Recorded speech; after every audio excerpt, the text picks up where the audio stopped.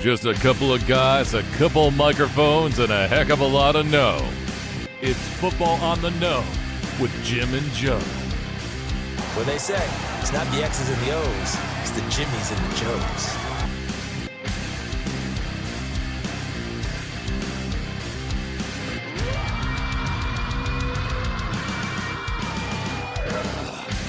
All right, welcome everybody to another episode of Football on the Know. I am Jim McPhee, and alongside of me, Mr. Joe DeCapita. What's going on, Noodles? Welcome back for another edition of Football on the Know Show. Welcome.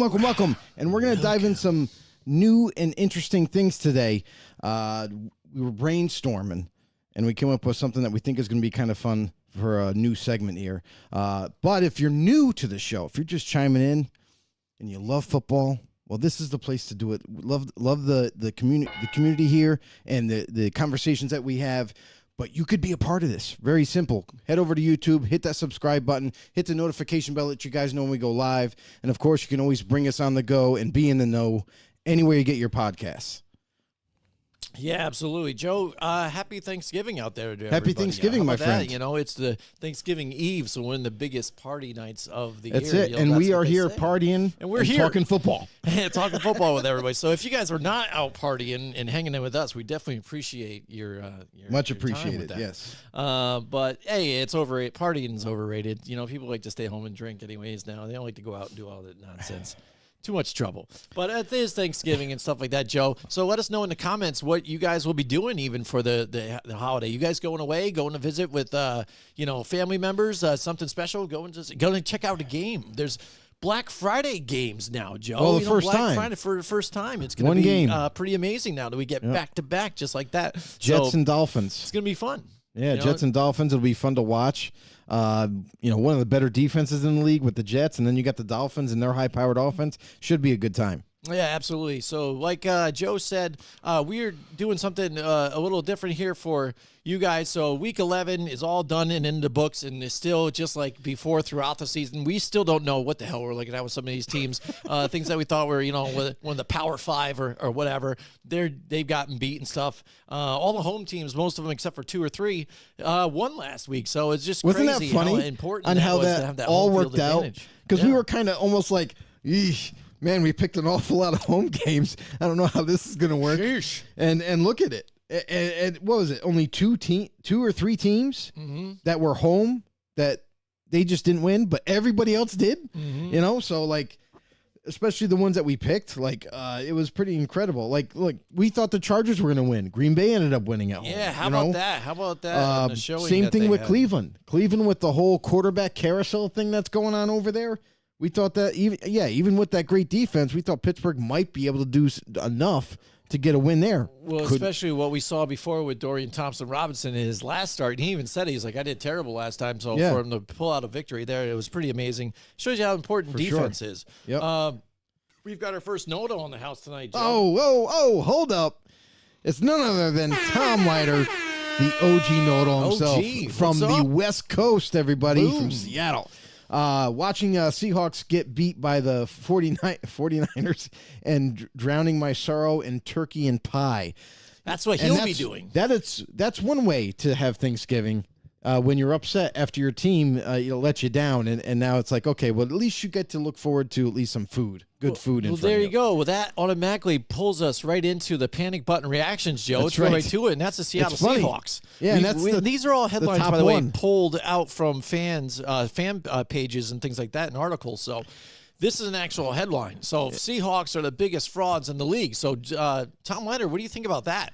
As far as me, I mean, frauds, like I never expected it to be anything crazy here too. And what they've been able to do, I think, is pretty well. I mean, again, and when you're looking at the reaction of the way Geno Smith is playing as opposed to last season, like Very I said, different, two-faced. Yeah, it's like maybe he's come down to earth. Like after coming off your best season ever of your career, it's tough to kind of beat that or even play it at that level. Maybe it was just a magical season of what he was able to do, and it worked out at the right time. But teams, there is a whole lot to figure out with Geno Smith. You can't say all of a sudden, well, teams figured him out and now they got him. He was what he was, and they were able to have some success. And with the members that they have on a team, the stars, Yeah. they still have a pretty good team. So They I have think a really they're good well enough team. in there. So frauds, I think, I is mean, kind of overdoing it a little The bit. reason why this title was made, though, and I kind of get it, is because there was higher expectations, I should say, for the Seahawks this season, with Geno Smith returning, and he should have been better than last year, because even though he had the best year of his career last season, you've had all this chemistry, you've had all this time with your peers, with your teammates, and you keep building on your development to a point where, like, now, like, you had a very successful last season, going into this season with a much improved team overall, like, especially defensively, that you expected as a Seahawks fan for not only for Geno Smith to do at least the bare minimum of what he did last season, but also maybe take a step forward, because he could be even better than last season. There's other quarterbacks in the league that we consider above average or elite, and we give them those titles because they're playing so at a high premium production. But for the Seahawks here with Geno Smith, I feel like that's where the whole fraud label comes into play. Is they're like, well, we did so well last season. Geno Smith played really, extremely well for himself and for this team, to the point where coming into this year with an improved team, we expected so much more. And I feel like that's where the whole fraud label comes in, because Geno Smith is not playing anywhere close to where he was last season. And coming into this year, you would think that they'd be one of the, leaders in the NFC. And they're still in the mix for sure. They're still, doing their thing, but you can't always rely on that defense to bring you all the way, even have a sniff of a chance to make the Super Bowl, because that's where the expectations were this season. Is before the season happened, we're going to push for the Super Bowl. We're going to make some noise here in the NFC and get it right. But because that hasn't happened so far, because they're struggling offensively, especially, and now you lose right now. Currently, like, you're going to lose Kenny Walker for a few weeks, and I don't think that's going to disrupt them too much, because they have a rookie in Zach Charbonnet who's kind of doing his thing. You know what I mean? Making the chains move and what have you. So the Seahawks with the fraud issue, I feel like that's kind of where it's coming into play. Is there was such high expectations and they haven't met them yet. So, it is what it is in Seattle right now. But here, listen, there's a lot of football left to be played, and maybe they can turn the corner offensively. All right, Tom Leiter's got a few more comments in there, Joe. He's got a super young roster. You're absolutely right. They have played better than expected. Defensively, yes, they've played better than expected. Offensively, I still think they should be, one of the better offenses in the NFC, and they haven't shown it. Walker is out. Yep, we just said that. Need a franchise quarterback. Yeah, I mean, but that's the thing. Well, need a franchise quarterback? Yes, of course you do, because Geno Smith isn't the long-term answer. He's the answer right now. But everybody knew that eventually, like this offseason, next offseason, whatever the case may be, you're going to have to look to try to find that next up-and-coming quarterback to replace him when it comes time. Right, and that's the funny thing is, like, if anybody expected that Geno Smith all of a sudden is going to be your quarterback for the next couple of years moving forward, and now is the answer, I mean, you're obviously oblivious, because you should have known this He's not very last young. year. You know what I mean? Yeah, you should have known this last year. I'm like, yeah, this was good for us. Maybe we can make a push while we can. But you obviously still had to move on, because even though you made that trade for Drew Lock, you know that you still was able to get, Geno Smith there, and he ended up being your starter. So it's not like Drew Lock is going to be your guy either. So that you needed to invest into a quarterback anyways. And that's the thing, too, is you bring up Drew Lock. Did anybody get to watch Drew Lock play this week? Oh, my God. He had to be just a throw-in in that trade. Like, like the Broncos didn't even want him. They're like, oh, no, we're done working with this guy.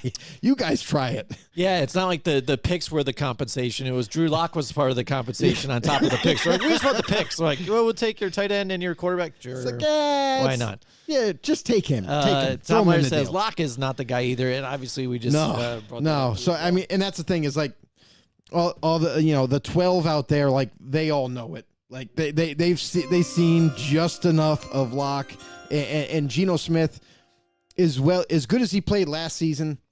He still is viable right now even though he's not having the best year this year, but he's still viable enough to be just that kind of stopgap quarterback, which is what he should be at this stage in his career. Now, as a Seattle fan, you're looking towards what can you obtain in the draft next season.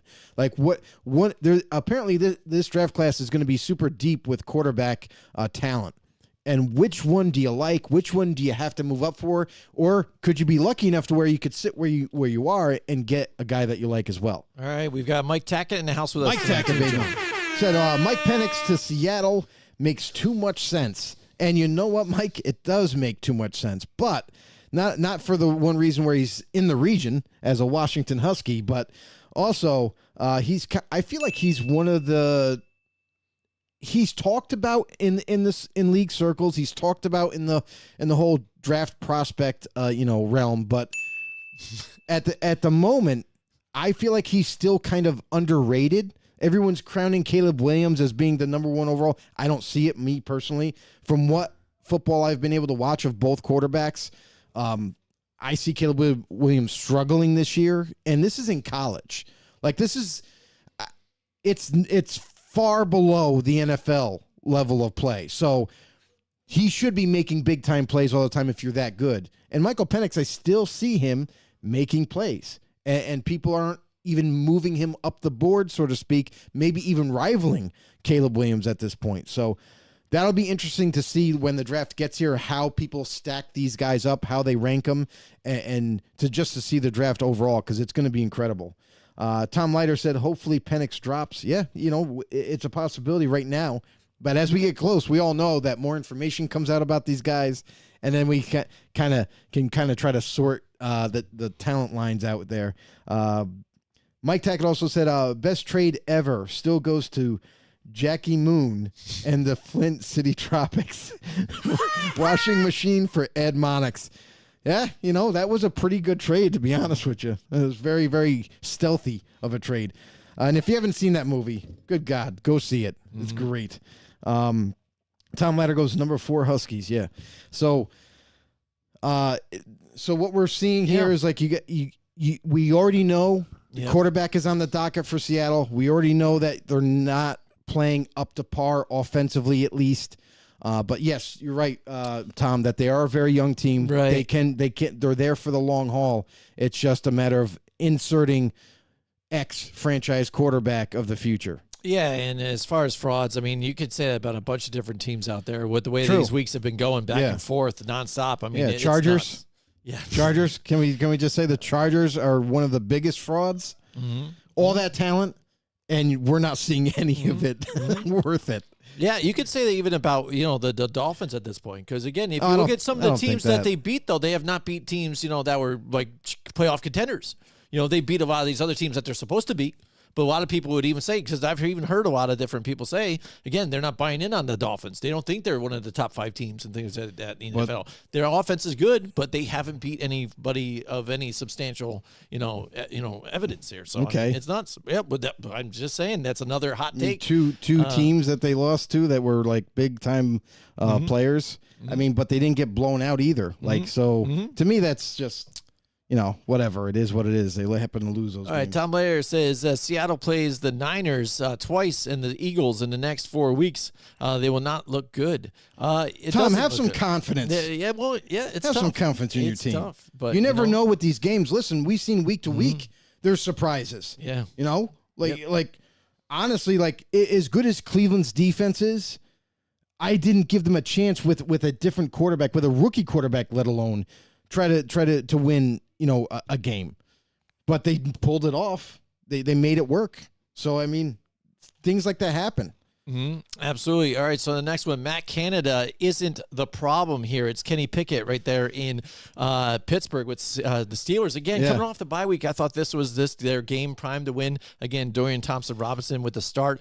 We knew you were going to face a tough defense, but that Pittsburgh defense is pretty good in themselves. But didn't get the job done right there, and a tough one to where it was really the offense that sputtered on this one though too, and that defense of the Cleveland Browns to really take effect here and show how that matters. Defense mattered. Myles Garrett get involved. It was a little bit of everybody in this one. Delpit, everybody making plays, and Kenny Pickett just not making the plays. You know what I mean? And so Canada finally gets the hack here. He's finally gone after people have been complaining nonstop about what this offense has been doing all the time. But I think Canada was even turning around and making moves and really trying to establish the run and really making the move and putting Jalen Warren in the front of that running game. And I think that was able to help keep this team balanced. But Kenny Pickett, if he's not the one to make the plays and get it done on your end, then you're not going to get it. So I think he's been the problem. And I'll probably agree with this headline at this point. The thing that kind of bothers me is like you get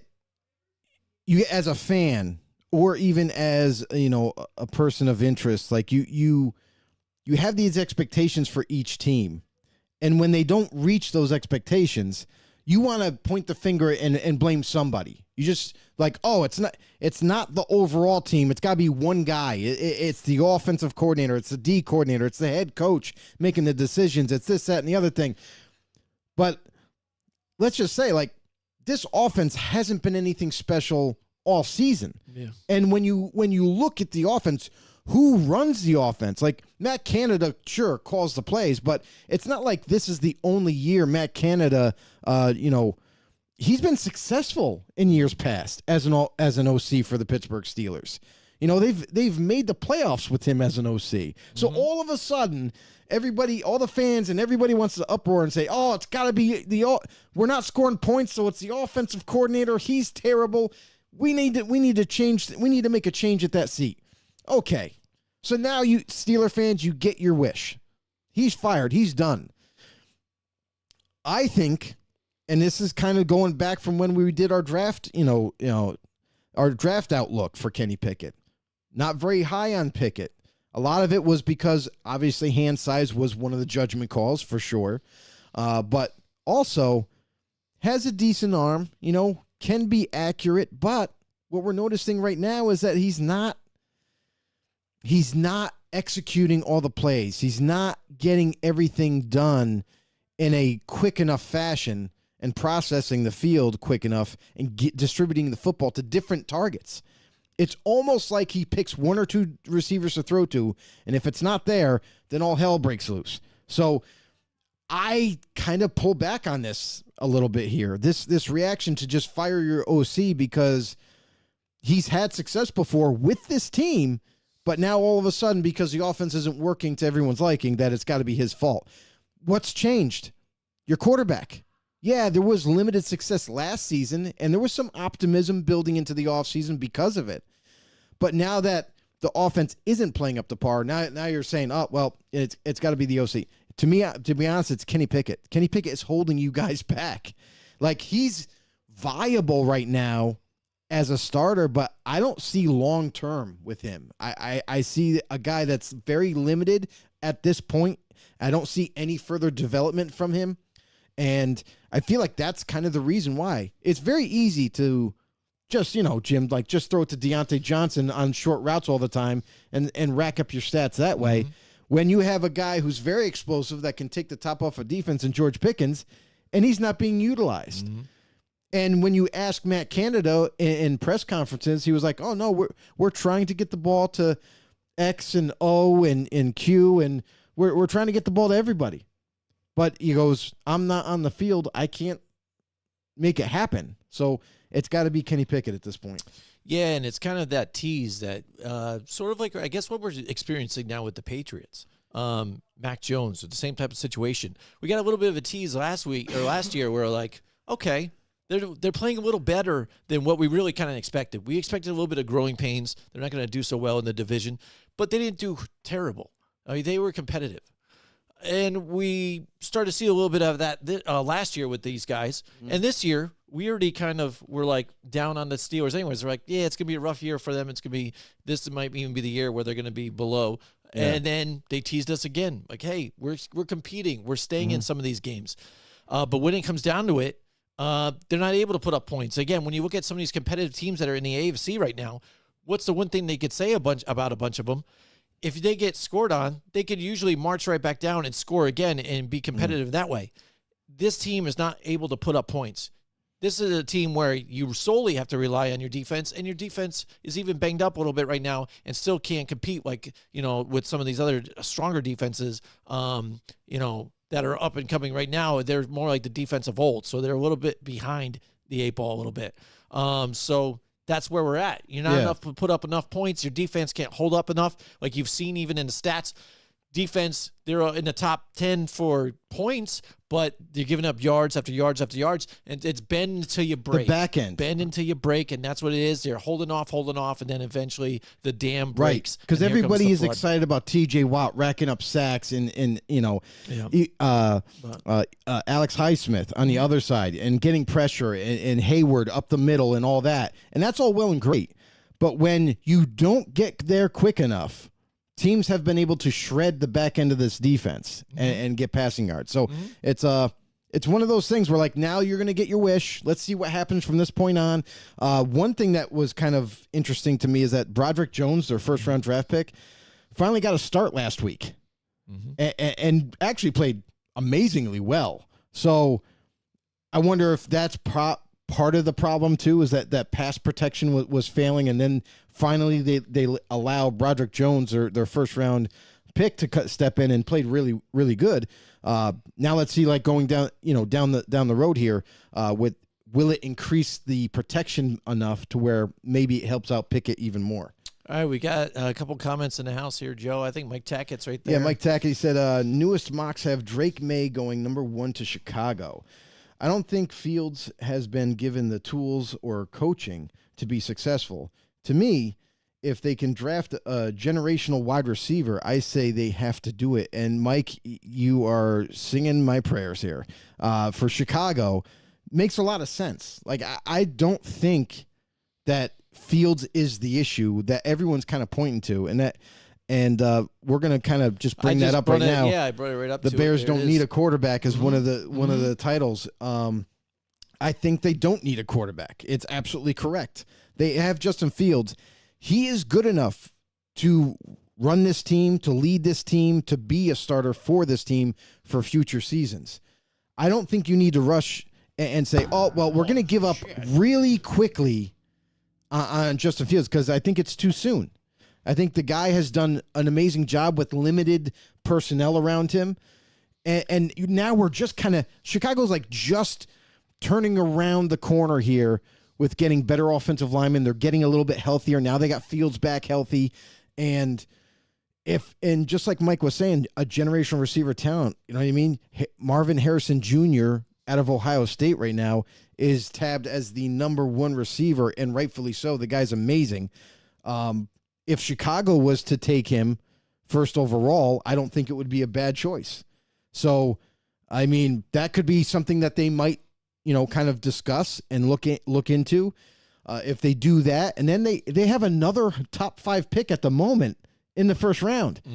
They could come back again and hit another blue chip type player, and this could really kind of escalate how good this Chicago team could go moving forward, even with the rest of the draft. Yeah, and this is kind of like the Chicago team kind of reminds me a little bit, not so much, I guess, of the Jets team as far as defense, the way they are, but back when Todd Bowles, I guess, took over the Jets, I would say it like that point. You got a defensive-minded head coach running in. He's running and calling the plays on the defense, but you expected to bring in a quarterback and groom the quarterback, you know what I mean, and get him up to speed. And this is what issue I think we're facing here with the Justin Fields. He's in there, he's got the talent and stuff, but he just needs that little extra, I think, just that little bit to help bring him in. And you don't have that in your offense right now. I think if you get somebody in there, to help train a quarterback, you know what I mean, and get him where he needs to be, I think you're set. I don't think you need to go into the draft and get a quarterback like you're saying with this headline. And I think what you're saying, Joe, you just give him another weapon or so like that. Well, you and get somebody in there to work with him. Right. I think you got something there. I don't think you need to hit the reset button on a quarterback. No, because then you end up being something like the Cleveland Browns or like the Jets, where you kept doing it every single season. Yeah. With a defensive-minded head coach here, again, who doesn't do that, isn't there able to be there with the quarterback quarterback nonstop in the room with you, just trying to hire some guys to get them in the same room with them to try and get them here. So I think, again, if they do something or find the right type of guy to work with them, they have something there and get them some more talent and see what you got moving forward. So I don't exactly think it's time for, let's go for a quarterback change right here. No. So I think this headline is saying the Bears don't need a quarterback.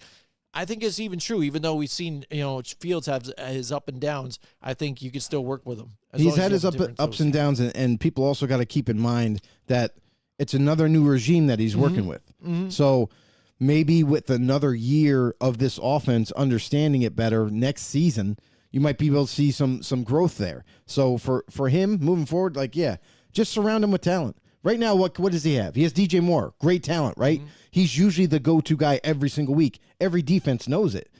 But what's on the other side? Darnell Mooney. He's a good player. Don't get me wrong. He's a good player, but he's not anything special. Yep. Let's say what it is. He's an average receiver, He's carved out a nice niche there in Chicago, but man, if you put another blue chip type receiver opposite, now defense has got to be like, well, we can't just concentrate on DJ anymore. Now it's man-to-man coverage. Now it's like, there's no doubling up anymore. So it probably opens up that offense, and you got Cole Kmet at tight end. So they got the pieces in place. They just got to build a little bit more on that offense. All right, we've got Paul Matty's in the house with us tonight. What's going on, Paul? This is make way for Paul Matty from Playa Linda Beach. There he is. What's going on? Happy Thanksgiving, everybody. Hey, he needs women advice tonight. Needs woman, not even a woman, like one woman. He needs. Is that a multiple question women or is that advice. a statement? So there you go. That's what I need to know. I think is that a question or a question? statement? Like he needs it. So let us know. What advice do you need? We're here. We're here for you guys. Absolutely. I don't think any of us can really say we're experts on women, but whatever. We'll give it a rip. Why not, Joe? Yeah, why not? Well, we can turn the show into something else for sure, real quick. Anyway, what the hell? Next topic. Yep. We got let's do the Jets. Yeah, Robert Saleh will get fired at the end of the season. Jet fans are panicking. They're losing their minds. We deserve to be like this next team. We lost Aaron Rodgers 4 plays in. Zach Wilson is sucking more than anybody we can even imagine. He's not getting the job done. We've stopped scoring. We've stopped winning games. And a lot of people are kind of pointing the finger at Saleh right now and saying, hey, he kind of mismanaged this whole backup quarterback thing. Knowing how Zach Wilson is, you could have brought in a vet early in the year when as soon as you saw Rodgers go down, you could have brought in a vet quarterback. Or maybe when Josh Dobbs was available in the trade, you trade for Josh Dobbs. Now you have a veteran guy, a guy that's also making plays happen. Like he's not the prettiest quarterback, but he's making plays happen. He's getting points on the board, and think about that for a second. If they were able to pull the trigger on that and go for Dobbs right now, where would they be right now? Would they have 3 or 4 more wins than they are currently standing? So it's a possibility, and people are kind of saying like, well, Saleh kind of didn't. This is a year where we had the defense, we had offensive weapons, we had a healthy, pretty much offensive line. And now we are not anywhere we wanted to be. But one thing I'll say is we also didn't see Aaron Rodgers getting hurt so early in the season, let alone at all. We thought that this was going to be a nice long season for them, and who knows where they would be right now if Rodgers was there. But again, that's kind of where I feel like a lot of people's minds at right now is like they're kind of blaming Saleh. But you got to remember he's a defensive guy. The GM, you want to blame anybody, blame the GM. Because it's not Saleh's job. Yeah, it's part of it because he's the head coach, but it's really the GM when it comes to all of this is you want to keep winning. You want to stay on that trajectory that you had for this season, bringing a vet quarterback. The GM could have done that. The GM could have told Rob, hey, what do you think about, hey, Rob, what do you think about maybe adding, Josh Dobbs if we can get him, You think he's going to say no to adding another quarterback? I don't think so.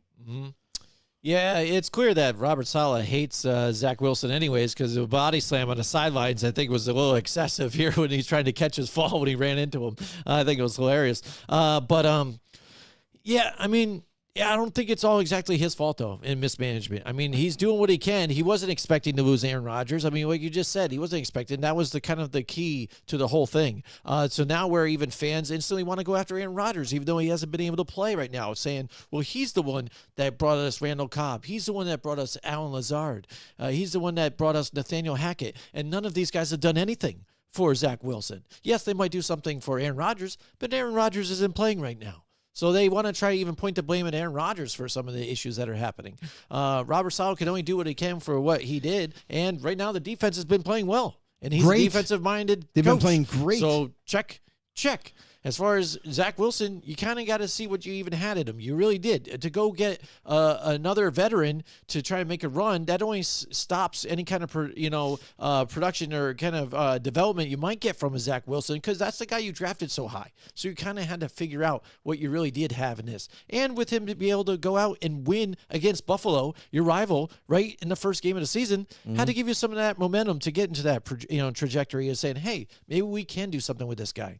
It just hasn't lived up to it, and haven't got the game, to get points to get there. But maybe that is more of a Nathaniel Hackett situation, and not exactly Robert Saleh. But who makes those decisions? The GM. You want to talk about GM again? Decisions there. Joe Douglas. You could even blame it here on Joe Douglas. Yeah, absolutely. So as far as Saleh and things like that, I really don't think he's the overall issue here. And I think it's just the headlines coming out of here. It's just because it's New York. They're even talking about trying to get Aaron Rodgers to hurry back to try and save this season. There's no point. And here's the thing with Rodgers is there's no way he can be back soon enough to make a difference. So unless the Jets are going to unless the Jets can make a wild card, honestly, like that would be the only way that they can make a difference, and where Rodgers has an opportunity to come back. And supposedly mid-December is the target date.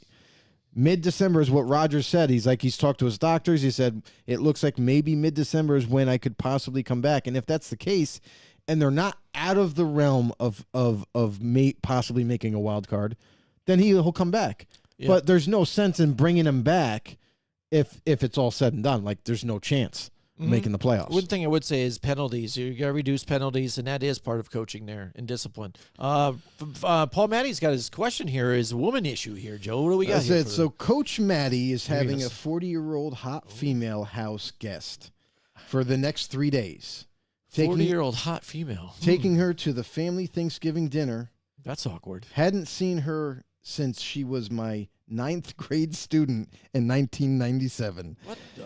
She has hot tattoos and a huge rack. Wow. There's a lot in that statement. That's a lot of substance right there. A lot of substance. Well, interesting stuff, Joe. Bottom line, 40-year-old, she's very hot. So has tattoos and a huge rack. So that's the kind of bullet points there. And he's bringing her to the Thanksgiving dinner. The family one, though, so I don't get that even. The family would know, right? Paul, like, do they know her? Like, I guess that's what I'm like. Well, what family? Like his children, or is his ex-wife there or something like that too, or whatever? Taking her I don't to know. the family Thanksgiving dinner. I don't know. There's a lot of other variables to this, but. Jim's wants all the details. Well, it's kind of weird though too, because the way it's even brought, it's like, he used to be his 9th grade student, but now she's older. She's 40. Yeah. So now she's a bit older. Well, so I guess that makes more sense because time changes all that stuff, I guess. Yeah. It does.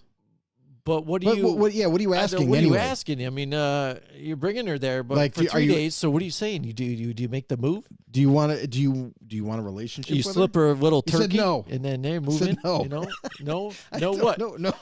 My sister's house. 18 people. So no children, I don't think, and no ex-wife or whatever or whatnot. His sister's house. Okay. 18 people. Yeah. So I guess bottom line, like, stone cold question here. Do you want? Are you looking for maybe possibly a relationship? Are you thinking about making a move for a relationship, or are you saying, or is it a bad idea or a good idea to bring her to the Thanksgiving dinner? Is that what you're asking? Right, absolutely. Are you looking to have dessert, or are you looking to just stuff the turkey and be done? Who knows? Let us know. We got Kyle Plunkett's in the house with us tonight. Yes. He says, "Happy Thanksgiving, Jimmy Joe. Happy Thanksgiving." Happy Thanksgiving, to you, man. Kyle. appreciate you joining the show, and hope you enjoy your Thanksgiving as well. Yeah, it is Black Friday coming up too, Joe. We got a game too coming too. It's going to be the first Black Friday game. We're excited about that. Thanksgiving games too. We got 3 games lined up, so a lot of football coming up ahead of us. Good stuff. Whoa, handcuffs with the fur on them. That's what he's expecting here for this. So this is so you're expecting to get it in. Yes. Okay. So what's the advice? Yeah, Are you asking should you bring her there? Yeah. Or Still, what's the deal? I still want to know the question What is here. the advice? A lot of I got this descriptions. dilemma. So Mike Tackett chimes in. guest, He you can goes, bring her. "Is Broncos? No, we're not saying Broncos He goes, Nation. is Get Broncos outta here. Nation turning Is Broncos it around? turning Bronco fans turning it around at the right time? I've got them finishing 10-7 with their only losses coming from Detroit and Houston. Hashtag Let's Ride. That's right. The coin phrase. He loves that. Created he's by Russell Wilson. Secretly a Russell Wilson hater. He said yes. So yes. Okay. For advice for Paul Matty, I would just say go ahead, invite her. What happens? If she's interested, she'll let you know. Go for it, bro. Just be you. Be you, Paul. Just go for it. There you go. And as far as the Broncos, I don't think they're turning things around to an extent. I feel as though, because even watching that game last week, she's a Gator fan. So, I mean, what does that mean? You can't like her then? I mean, is he against the Gator fan? I don't know. Does he like the Gators? At this point, I think you're describing her to me to date her because you just keep giving us little bullet points about her. He's trying to get some gravies on his turkey sticks. That's what my dad can say. Oh, man. Oh, hey. Yay, there you go. There you He go. wants the yams and the cranberry sauce. That's right. Yeah, okay, do it. I'm saying do it, man. Why not? No shame.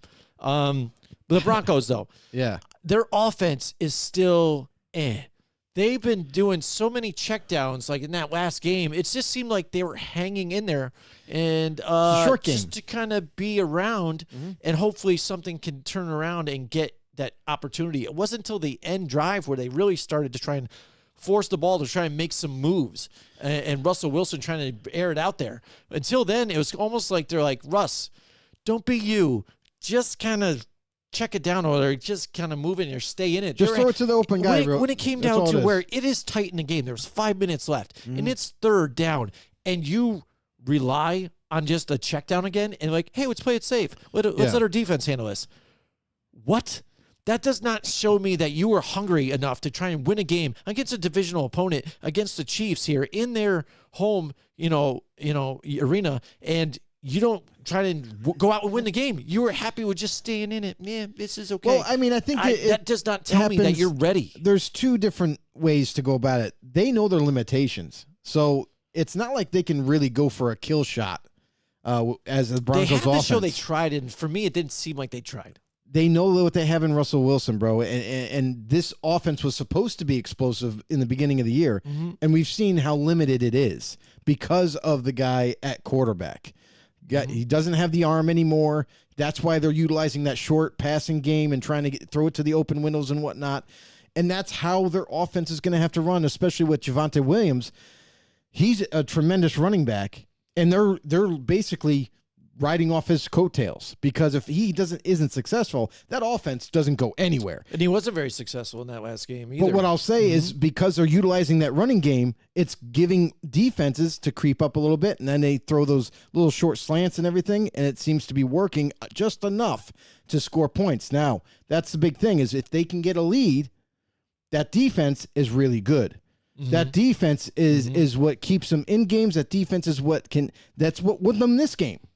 Yeah. Is Minnesota had opportunities to come back and win this game, and the defense prevailed for the Broncos. So that's really the reason why they get the W. And for Mike Tackett's thing about have they turned the corner at the right time, they've won a couple of games at the right time to kind of put them back in that hunt. But long term, like, this offense isn't made or built to make a push. I don't think. I feel like they're going to fall off at the end, and they're not going to be able to make a wild card even. So, no, I don't think they're there yet. I think they need another offseason, because this roster, we all know, from what the coaches have alluded to, it's going to change dramatically in the offseason. All right, so Kyle goes, LOL Broncos Nation, ? Yeah, no, it's not a nation. It's just the freaking donkeys. Oh, no! We suck he again. goes, was it? Okay, Mike Tyson said he's trying. Oh, no, okay. Yeah. Then he goes, thanks, guys. That is the difference between your show and the other jabronis out there that do what you do. So thank you so much, Paul. And that's it. I mean, that's what this is about, the back and forth, the conversations that we have. That's right. Like, that's what it's about. Also, we got Gators suck. Dead baby. Beep. That is one big pile of shit. And then Kyle also chimed in. He said, division games are always more competitive. Keep that in mind. Yeah, absolutely. Yeah, of course. Of course. Gators do suck, and Of course. go blue. Michigan rules. Screw But you, the- Mike Tackett, in your Ohio State. But the Broncos and the Vikings, definitely not a divisional game. So No, there, yeah. um, Yep. It's a game that Minnesota probably should have won, Yeah. but It they was tough. faltered a little bit. Well, you got to see what your limitations a little bit of what you have even in, a Josh Dobbs. He is what he is still, but he has been able to do things. And one thing they did bring up even in a broadcast, the fact that he could take off running, that something that Kirk Cousins wouldn't really do so much. Kirk Cousins is going to stay in the pocket and try and make a play. He isn't going to take off running so much because he isn't that much more athletic than a Josh Dobbs. So Josh Dobbs has opened that up at least. I mean, to be But fair, still, having Dobbs the hasn't been turnovers, there though. long enough either to know the whole playbook Yeah, either. exactly. So, I mean, you're doing that, and, like I said, he can do what he can with it, but, the luster has drawn. So there you go. See, Mike Tackett, there you go. Absolutely. I swear, maybe we should have a bet about this game. What do you think, Joe? Mike Tackett comes into Muck Fishigan. Yes. And then what else we got? We got Mike, Paul Matty. Paul's, I like him with a splash of white trash. Leave it to Excellent. Paul to drop Paul, in what some are of you the most drinking tonight, buddy? Are you outlandish on comments. He's got to be on the what is he? He's a not a whiskey. He's a bourbon guy, right? bourbon whiskey. He Bourbon. drinks it all. Yeah, let us know what you're drinking tonight. Absolutely. So, All right. All right, All right. next topic. So, yeah. What's the next one? Yeah, what's Sam the next Howell topic? isn't Sam a franchise Howell. quarterback. That's right. Fireball. He's drinking the Fireball. I don't Oh man, know you if like that? I've never had that. So Kirk Cousins I know a needs lot of that. people You like yeah. I know. I got. All I gotta say is, wow. I mean, I don't know. Fireball to me is like really super sweet. You like that? You like that? I mean, it's too sweet to me. Isn't it cinnamon? Yes, it's I cinnamon, couldn't but it's see very, very drinking sweet. a lot of it because that would give me like heartburn or something. It's very like sweet. That, right? Like I prefer Jack Fire over Fireball. Man, he says man up. Boom. Man up. You got to man up. You're still Whoa. drinking Little League man. stuff. Fireball's Little League, guy. Come on. All right. Anyways, here we go. Sam Howell isn't a franchise quarterback. That's another headline that's going on. And I almost want to say, like, duh.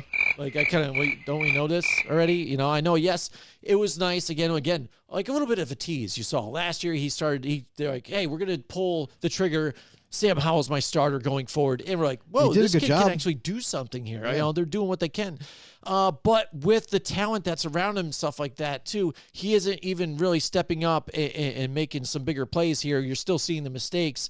And it's a lot of work for Eric Bieniemy to try and groom this guy. And unfortunately, I think with the whole thing with Washington, it isn't even so much as Sam Howell isn't a quarterback. It's Ron Rivera. How much longer is he going to hold his job here? Because he was trying to go in on Sam Howell because that's all he had for a last resort right now at this point. We already saw the writing on the wall when they brought in Eric Bieniemy. I think this is his last tenure here this season here, Ron Rivera with this team. You're seeing it even when he's arguing with the referees every single game, like he's getting screwed every single game by the refs. You know what I mean? That's Well, they do all screw their up a fault. lot. But they're like, that's why they're losing. You know what I mean? And I think it's I don't think so. he's done with it. I just don't think he's the one anymore, and they're going to move on. And unfortunately, Sam Howell's part of that, and I think they got to have a quarterback going forward. I think what's going to happen here for Sam Howell, like right now, he still has potential to be a franchise quarterback. I mean, right now you got to remember the Washington, Commanders.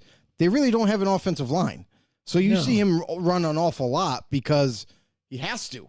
There's no protection there, so Has the weapons? Yes, he has a good receiving core. Brian Robinson Jr. at running back, pretty good running back there. But man, that protection is just so lousy that I don't think any quarterback is going to be super good there. So until they build that front up, I don't think you're going to really see the real Sam Howell. And then with Eric Bieniemy coming in, this is a whole new offense for him to learn too, this season. So it's like you got a couple of those variables that do change everything for his development. So I still think I see enough in him to be the franchise quarterback, but I got to see next season if they can kind of build this lineup for them. We know that their defense is still pretty good, but until they kind of get that offensive line, shored up front, I don't think you're going to really see any quarterback be successful there. All right, Kyle Plunkett, he says Giants have been been pitiful, but last week against the Skins, I called them the Skins. How about that? Oh, you're a racist. They somehow became a decent team. Division games are always strange to me. Shitty teams do well against their rivals, and it happens sometimes. But again, Kyle, I think we got to see a little bit of the difference in not having your Montez Sweat or your Chase Young here, on your front lines, because that game was a lot closer when those guys were in the game when they played previously this season, where the Giants barely edged them out too as well. But this one, I think it just you got to chalk it up what it is. The defense has been kind of the key to the Giants altogether. When they started to fail and fall, then you saw how embarrassing this team actually really was. But then again, with the defensive coordinator and with the head coach talking to these guys again, they all put it on the defense to make play. The defense had, 6 sacks, I think, or something like that, and then the turnover two's on top of it. It was all defense here to set up things for the offense. It wasn't like the offense was all of a sudden clicking, and they're like, yeah, all right, here we go. Yeah, Tommy DeVito made a couple plays, to some wide-open guys within zone and things like that, but it wasn't like they were blowing it up here and like, hey, they came alive and Saquon did amazing. Yes, they finally did something different here with the offense and getting him out on running routes and getting involved in the passing game, which we probably said a million times, right, Joe? On deaf ears. Yeah, I'm done talking about it. Right. So, but, Washington, I think they are what they are. We already saw what they're doing, and then the defense actually stepped up a little bit to help generate offense here for them. Yeah, I think that, you should be the new OC for the Giants, to be honest. I've been saying it, Joe. Because we've given them the blueprints to kind of like work with what you got. And until last week, we didn't see it. I can say Spider Y2 banana, but that's a Gruden thing. I know, that's but different. I can come up with my own, like Yeah. the commercials here that they have with the different ones, like that's where a they just recipe make up for all kinds that's of a recipe for spaghetti or That's right. lasagna or whatever. No, it is. Yeah. All right, we got a bunch of comments lighting up the board, Joe. What do we got? Yeah, so we got let's see. You read that one. Kyle also chimed in, said, why did everyone feel like Cousins wasn't great with Washington, but now he's doing good? Is it the new team?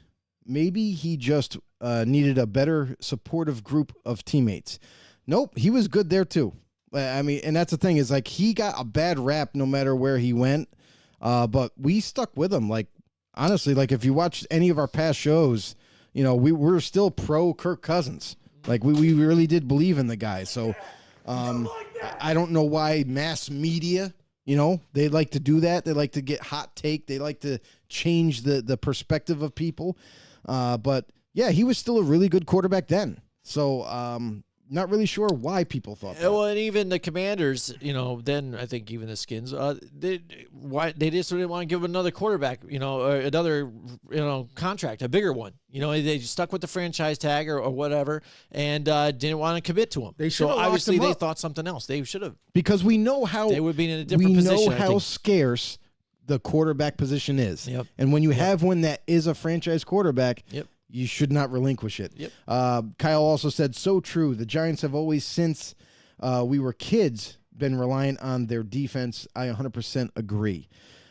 Mike Tackett comes in here. He says, if her name is Brandy, Heather, Channing, Brianna, Amber, Sabrina, Melody, Dakota, Sierra, Vandy, Crystal, Samantha, Autumn, Ruby, Taylor, Tara, Tammy, Laura, Shelly, and Sam. Oh my God. Chantel, who the Courtney, hell Misty, cares? Jenny, Krista, Mindy, Noelle, Shelby, Tina, Reba, Cassandra, Nikki, Kelsey, Shauna, Jolene. Little Mo with the Oh my gimpy God. leg. Early, Cliff. Claudia, Savannah, Cassie, Dolly, Kendra. Jeez, we're still Kelly. going. Yeah, he wrote a really long one. Chloe, Chloe, Devin, Devins, Emmy Lou. Emma Lou. Fucking Becky. She might have a crusty turkey Crusty hole. turkey hole. Hashtag Ted. Hashtag if you know, you know. So yeah, Wow. yeah, that's right. That was in the Ted movies then, I guess. Okay. Mike said, quote, don't No, let the liberal media tell you how to feel, end quote. Man, we're Clinton getting a Bigsby. lot of quotes here. Greg said, stop. Nice, Greg. Yes, Greg in the house. We got Greg to chime in. Yes. Well, we had to do is Like- read 50 names. Oh my God, I know, right? He's like, God, somebody kill me already, right? Kyle said, is that song with all the girls he slept with? Silly woman.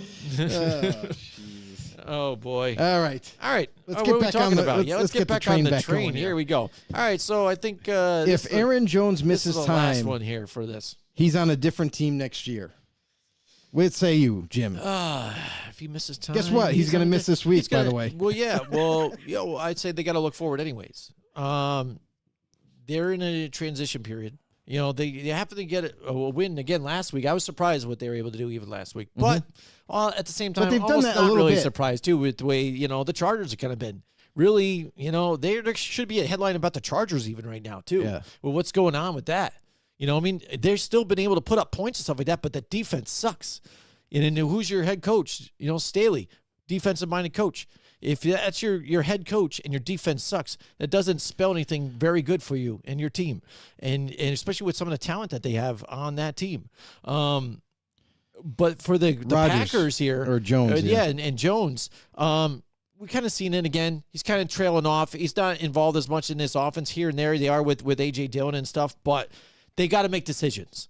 And I think it is with Aaron Jones. They're going to move on. He's going to hit the free agency or whatever. Well, he's and under gonna contract go somewhere. currently. Yeah, I know, but isn't he off after this season though? No. Right now, he still is.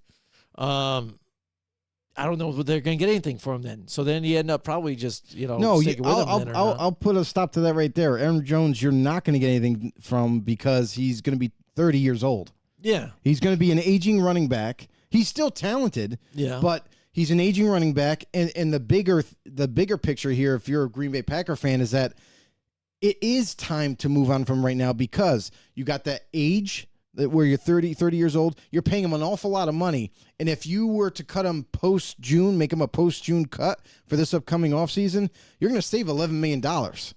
And that right there is going to help you, for free agency and whatever else, whoever else you're looking to sign. But I think it's time to move on from him right now. Like he's done listen, he was a great back for Green Bay for his career, but now it's time to move on. Get rid of that contract, save some extra dough, and then you also have A.J. Dillon that if I don't think he's like a full-time starter, but maybe if they view him that way, you got him to replace him. It's something like they have someone for insurance to just plug and play. And it just makes all the sense in the world right now to move on from him. Mm-hmm. All right, we got some more comments here. What do we got? Kyle said it was a DMX reference. If you know, you know. Absolutely, DMX. Oh, for some of the but ones, I don't think Not half what Paul of those is. names. That's not in the DMX song. I don't think half of those names are in there. No. What these bitches want from me? Someone love below. That's Mike what I know Tackett, what he's talking about there. Said Jones has a $17.7 million cap hit next year. He only moves if he gets restricted. I think they make him a post-June cut. They're going to save $11 million out of that, though. So, yeah, they'll still have to pay him his guaranteed money, but they can save $11 million. Yeah, I think, again, time has passed for that. They're moving in a different direction. I mean, I think it's clear and obvious at this point for those guys. I mean, will he be able to sign with somebody even too at this Right. point, the way the running backs have been kind of treated, in this offseason and even during the season? Probably not. Who knows? No. He might find a roster spot somewhere, but not expected a lot. I mean, look what happened with Dalvin Cook. He even, joined onto the Jets, and we're like, all right, let's see what Dalvin Cook does, and he's not even involved. You know what I mean? Hardly at all. Like So- he was just going to be like one of those like kind of change of pace guys anyway. Mm-hmm. Mm-hmm. Absolutely. So there you go. That's, even our headlines that we looked at this season, this week, that popped up again. People overreacting this week. It's all of a sudden, it's like I feel like they got that playoff crunch time. They're starting to see where their teams, like if the playoffs started now, this is where your team would be sitting. But they don't start now. So. Yeah, so they're like on the fence here, and they're like, oh, we got to make a snap decision now. Well, it's past the trade deadline and everything else, so you are what you are at this point.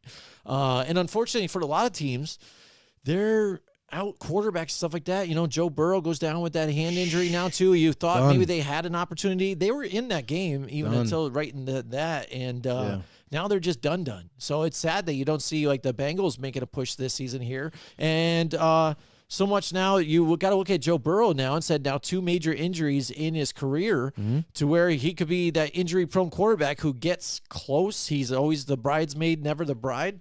Yeah, and that could be the storyline for him going forward. Depends on how he can come back from this injury. He'll be able to come back. Yeah, he can come back from this injury and play next year. But, again, played with injuries, and they're kind of snake-bitten at this point. Joe, why don't you tell everybody what they can do to be in the know? It's very simple. Head over to YouTube. Once you get there, you can search us up or whatever you got to do. We also have links on our page to get there as well. There's a QR code right there. You can actually just enter the QR code too. You can do that and just hit the subscribe button. It's so simple. And then you hit the notification bell, let you guys know when we go live. And of course, as always, you can follow us on Facebook if you wish, or take us on the go with you. Be in the know.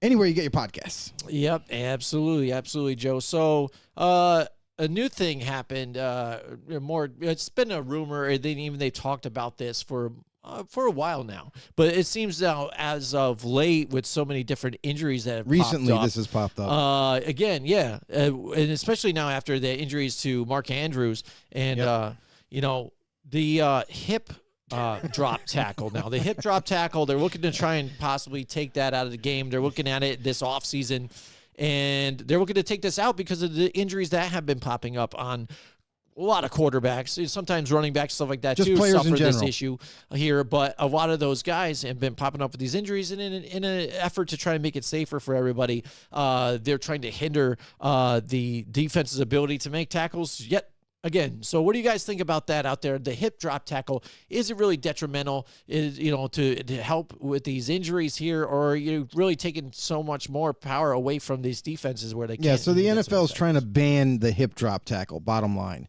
And it looks like they're really, really thinking about it for this offseason to kind of approve it and push it through, because they've noticed an increase in injuries based on this hip drop tackle that they do. Obviously, it's one of those things where like a player from either like behind or on the side wraps around the player, and as they lean backwards and try to pull their weight backwards, they tend to land on their ankles, on the opponent's knees, and drag them down that way, which is causing ankle sprains, knee sprains, and all that. So the NFL wants to ban it. At least that's what it sounds like right now. So I think it's kind of they always look to try to make it safer and ban this because it's too dangerous and that sort of thing, or penalize somebody for helmet-to-helmet hits and what have you, which I get it. The whole concussion thing's a real thing.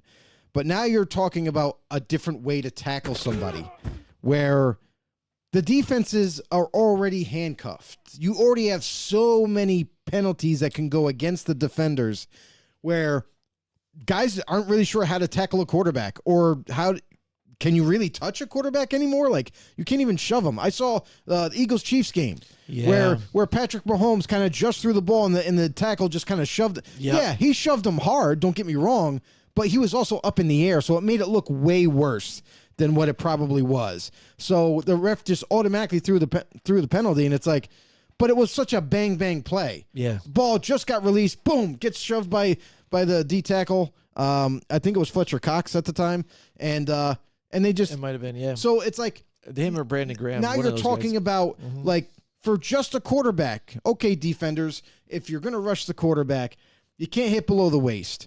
You can't hit him up high. You can't touch his helmet. You can't hit his arm. You can't. It's almost like they got all these little prerequisites how to tackle. Oh, and by the way, you can't land on him when you go to sack him. So it's like, What do you want them to do? But So yet that- some of the so gang now you tackles, have- they land on them. Now you have the hip drop tackle, which sometimes is used against quarterbacks because they don't want to land on them and get a penalty. But now, if you ban that, think about going after a quarterback. Like, you basically have to, like, get to him, hug him, and then kind of lay him down on the field nice and gentle. Like, you can't get away with that. But now with this hip drop tackle in the open field against running backs, receivers, tight ends, we saw Mark Andrews in that tackle against with the Bengals there, it's causing injuries. Now, the NFL wants to ban it, but I'm sorry. Like, you've already limited the defenders enough at this point. I think this is one of those things where, like, you're supposed to be able to bring down a player and tackle him any means necessary. But then they also implement the horse collar tackle. Can't do that anymore just because T.O. happened to get injured. Yep. So you keep stacking more and more rules against the defense. Pretty soon there's not going to be any point to play defense. The offensive scoreboard is going to be through the roof because these guys are going to just always get the penalty. So I think it's getting too much. I think we thought it was getting too much with just quarterbacks, but now it's just getting too much overall. Yeah, we got a bunch of comments on here, Joe. What do we got to say here? What was it? Greg said this hip drop tackle ban would not be good going forward. We agree, or at least I agree. I don't know what Jim has to say right yet. Greg said it's making the game, weak. Weak. Weak and Mike Tackett said Google Ted White trash names. Maybe that's what he's talking about with Ted when Mike Paul Matty Tackett- was going off about Mike that. Tackett said the tackle zone is going to be tighter than the MLB strike zone. Ooh, there you go. Yeah, it probably probably is. already is. And they're going to have computer generated sensors in their shoulder pads and stuff, so that way they know if you're in the zone or not. right. They're getting too picky on some of these big hits. Yeah. I think so. Because again, like you said, that hit it and roughing the passer, I could say maybe the two-step process was just about there, but it was still kind of a wham bam, and he just hit him high, a regular hit. He so pushed you're him. penalizing for making a pushed good him. big hit, which big hits really people like these in the NFL. That's a big thing. Why That's do you what wear all that's those why people pads? watch it. It's like all of a sudden, NASCAR tries to say, all of a sudden we're going to put bumpers on the cars so we can eliminate crashes or something like that. So we don't want so many crashes in the in NASCAR. I mean, something ridiculous to the fact, like, now we can't, we can't bump each other. There's no touching. If you do, you're immediately eliminated from the race. You know what I'm saying? Because it's gonna happen. You're in any effort to try and win, to try and pass, whatever, to try and bump. You're going to have an accident. And then that's why people even watch NASCAR. They don't watch it to watch you go 250, 500 laps around an oval track. They watch for the excitement, the passing, the hits, the crashes, things like that. The breakout you hope runs. that the big ones that aren't fatal and things like that. But you're changing a way the game is and the way the race would be. So I think that's kind of the same thing we're talking about here. And is that really the biggest thing that's really causing the most issues right now with injuries? I think we really need to take a look at the big picture of what's causing most of the injuries in the NFL. Yeah, I mean, and that's the thing too, is like The bigger picture. you already have the horse collar tackle that we mentioned. Yeah. That's similar to how you tackle them now. So they found a different way to tackle someone from behind, and now you Use want your to take body that weight away. to bring them in. Now you want to take that away. Yep. I understand. Like, yes, is there a higher rate of injury by doing that? Possibly, probably, but you can't keep taking away how to tackle somebody. Same as much as if you're an offensive lineman and you're the blocker, you're here and you got a running back coming up behind you and there's a tackle and they get rolled up upon you anyways. You're going to get your ankles rolled on. Yeah, so we're going to rule out that. You know what I mean? Can't run It's into the same O-lineman. situation. All somebody's body weight Right. thrown upon you. There's Yeah, what do listen, we got? We got It's more tackle comments, Joe. football. Yep. Kyle said, iffy situation. It's hard to really say. The NFL has been putting rules into play for years. Some are beneficial to the players. Others are just giving management a reason to have a job, like big government. It's football. It's a competitive contact sport, and the people that play know what the possibilities of injury are, and they're paid handsomely to take that risk. Absolutely. And that's the thing, is all of these guys know why they're there. Like, yes, they love the game, but at the same time, this game, if you're that good and you make it to the NFL, you can make millions. And going into it that you might get hit, you might have to deliver hits, you might cause an injury or whatever, but That's the risk. that's yes. the risk you take to play this game for millions of dollars. Yeah. So Paul goes, I'm back. Slap nuts. You are a smelly pirate hooker. Take What do you that. think of that, Paul Matty? I didn't know you were gone, so whatever. No. All right. So, anyways, Paul Matty really enlightened us with the different names of white trash and things like that, women, and his dilemma with Thanksgiving. What are you guys doing tomorrow, too? Let us know in the comments. Right. What you're doing tomorrow. Are you spending time with anything different? You guys going to any games, too? What games are you excited to see this coming week, especially with Black Friday coming Got up? Black Friday. This is epic week here. It is. Because you got It's the Thanksgiving beginning games. of new. You got Black horizons. Friday game going on at night, and then you have, Saturday college football, Sunday NFL football. It's awesome. It's so great. Yeah. But yeah, let us know. Even if, also want to find out, what's your go-to dish for Thanksgiving? Yeah. What is it? I know some people have varying opinions. Some people say, oh, you got to have mac and cheese on Thanksgiving. And some people are like, oh, no, you definitely have to have stuffing. So what's your go-to appetizer or, meal? Sides, whatever. Sides, Yeah, anything. absolutely. We've done the power rankings before, and a lot of people were upset about my power rankings I've done before. But yeah, let us know what you guys think. Yeah. Paul Matty's excited to my see God. FSU and University of Florida. Is that Ooh, right? yeah, that's going to be a good matchup. Yeah. Should be nice. Yeah, and we don't have our starting quarterback now. No, I was going to say, that's one thing, Bastards. too, even though where they're talking about with the hip drop tackle. Yeah. All right, Hey, all right, part what of the else we game. got? What else we got? Mike Tackett has anyone want story time? Because Mike Mike Tackett Tackett is just good. He dropped should be in- a journalist. Yes. I'm telling you with what he does. he but it's just great. stated, Tom Brady said it best this week. I think there's a lot of mediocrity in today's NFL. I don't see the excellence I saw in the past. I think the coaching isn't as good as it was. I don't think the development is as good as it was. The rules have allowed a lot of bad habits to get into the actual performance of the game. I just think that the product, in my opinion, is less than what it has been. I looked at a lot of players like Ray Lewis and Rodney Harrison and Ronnie Lott. Every hit they made would have been a penalty.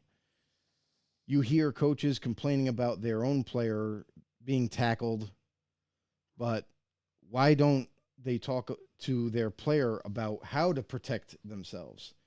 We used to work on the fundamentals of those things all the time. Now they're trying to be regulated all the time. Offensive players need to protect themselves. It's not up to the defensive player to protect the offensive player. End quote. Tom Brady, I think, is right for That the was most longest part. quote I've ever heard. I think it's right for the most part, but Tom Brady doesn't realize is that things have changed a lot. At his year? time, no, but She's just played like last no, year. but this is one of But here's my thing is that it's not just last year. Things have been changing up to Tom Brady's exit, and now that you're seeing the NFL right now, where it's like they have so many rules, they throw a lot of penalties. And now now there's even tackles that are being. Some of them were because of him, though. What? Some of the rule changes, Like what? What rule change? like things were hitting low on the quarterback and things like that, because Tom Brady had got knocked out. That and was things more like like that. a Carson Palmer thing. No, it was after Tom Brady was 'Cause that's ruled when out the for that whole discussions game and talked. things. It's just like he's one that's been able to benefit from some of them. Oh no, he was the best at getting the calls. So I think some of it's changed, and the fact that he's out of it, he can easily say that it's mediocre or whatever it's been, But it's not. Some of those coaches are all still there. Right. It's not like Some of the coaches are still there. All of a sudden they're different. And the teams that were lower on the totem pole yeah. have now done enough to where now they're in the mix. So overall, that parity is much greater now. Yeah. So it's like, Well, that's the thing. some we of finally it got is the right. parity. Some of it is right and some of it's wrong. What he was saying. All But right, I think either the way, rule. I think Tom Brady's still a I think- crybaby. I That's think- what his bottom line is. He's just a friggin' crybaby still. All right. So, anyways, what we got? More comments. Paul says definitely cranberry sauce is the go-to. No like it. love for Coach No, Matty. love, I'm joking, Coach Matty. You know I love you. I'm just joking with you. Kyle said, my uncle who comes every year always requires sharp cheese with apple pie. Ooh. I used to think it was a strange, used to think it was strange when I was young, but however, after trying it, they complement one another well. I Sharp never had cheese that. on the apple pie? That's interesting. Yeah, is I've it never on it, tried or that. you Like, just he kind of have it on the shreds side? like on it, or he just eats it I'm so together, confused right now. like one after another, like a little cheese and a little pie. That's I've interesting. never had that. You know, I opened up to Kyle today, too, and I talked about him, and I even said, you know, I've opened my mind to salads with fruit on it. I used to be a dead set against salads with fruit. I just figured it did not work. But then again, as you open your mind a little bit and try some things out, you know, when you do get that sweet and that sour kind of mixed together, when you get that certain dressing with it, it kind of is complement of each other. And sometimes that cheese does go well, I guess, with, you know, the bitterness with the sweet. Maybe. I can get that. Maybe. I'll try it sometime. Mike What else Tackett we said, someone argue the quarterback hit rule when he tore his ACL against Pittsburgh was influenced by him. Yes, see, that's what he's him talking meaning Tom Brady. about. Tom. Him, he is him. He doesn't want to say his name. Yeah, that's right. He did not want to say his Yes, name. he is him. Paul May said Publix key lime pie is life changing. Is it, though? Publix. Has it made you jump higher and run faster? It's life changing. I Yeah, need to but know this. Publix, I do not support Publix You don't because they support don't Publix. support the fair trade apples and things like that. They actually get that from slave labor. So I will not support Publix. Good for ever. them. Just even though there's not one around here, I know of them. And if I am in Florida, I will not go to Publix. Just to let you know. So I'm sure you enjoy it, and I'm sure that's great. But it's probably slave pie, Paul Matty, that you're consuming right now. Have that on your Tastes conscience. delicious, though. Yes. So So there- that's the bottom line, I guess. Bam. Doesn't matter. Shame. There you go. All right. So, anyways, it's time for our picks, Joe. The Is picks it- competition. Here it it's is. time There, for the picks now. There is the competition right now. There it is. It's 104, 60, and 96 and 68. It's still anybody's game here. Week 12. We got Thursday night and Thanksgiving games here, 3 again this season, and then also Black Friday now. Here we go. He says, I'm going with the pie. Well, then whatever. That's cool. That's your thing. You do you, man. That's what you do.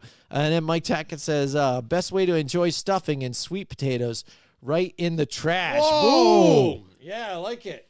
Whoa. Yes, Totally disagree. I like it. I like Totally it. disagree. Staples. Sit down. Staples. You can't do that to sweet potatoes, guy. I'm not a sweet potato guy, though, too. Oh, I'd they're throw so that, good I'd throw for it you. right in the trash as They're well. so good for you. So good for you. Doesn't matter. And they taste great. I'm good. I love them. All right. Anyways, all right. Thursday you in we the got trash, Mike. Thanksgiving Day.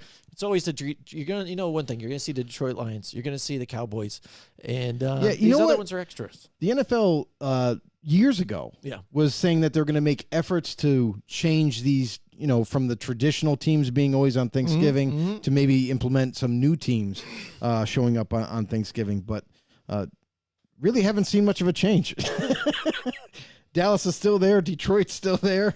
Yeah, Detroit. know? But you know what, Detroit, you got some exciting to look for here in this game. In this season, they're starting to get better, so that's always good because they were almost that terrible team to watch every week, every Thursday or Thanksgiving. You're kind of like, why are these even on still? Why are we watching this?